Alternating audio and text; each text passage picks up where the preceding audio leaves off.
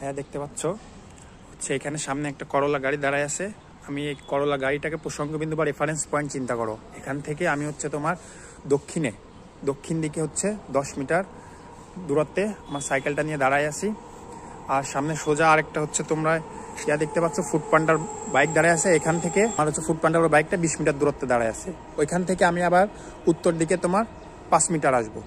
তাহলে তোমাদেরকে এবং এই যাত্রাপথে আমার কতটুকু সময় ব্যয় হবে সেটা আমি হচ্ছে আমার কাছে যে ঘড়িটা আছে এই ঘড়িটা দিয়ে স্টপ ওয়াচটা দিয়ে মাপবো।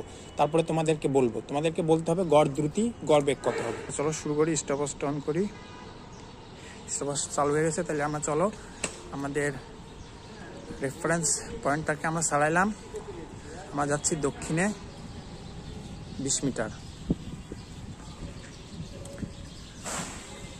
এই যে 20 মিটার আমরা চলে আসছি গন্তব্যতে। এখান থেকে আমরা আবার উত্তরে যাব হচ্ছে 5 মিটার। এই যে আমাদের এখানে গন্তব্যে চলে আসলাম। তাহলে আমাদের সময় হয়েছে কত? 30 সেকেন্ড আমাদের সময় ব্যয় হয়েছে।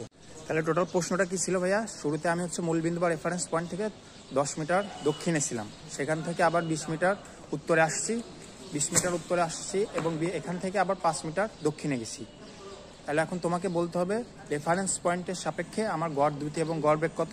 এক্ষেত্রে আমার টোটাল সময় ব্যয় হয়েছে তোমার 30 সেকেন্ড। তাহলে তোমাকে বলতে হবে রেফারেন্স পয়েন্টের সাপেক্ষে আমার গড় দ্রুতি গড় বেগ কত, এবং আদিতে আমি শুরুতে যে অবস্থানে ছিলাম তার সাপেক্ষে মূলবিন্দু থেকে যে 10 মিটার দক্ষিণে ছিলাম সেই 10 মিটার দক্ষিণে আদি অবস্থানের সাপেক্ষে গড় দ্রুতি এবং গড় বেগ কত। ঠিক আছে?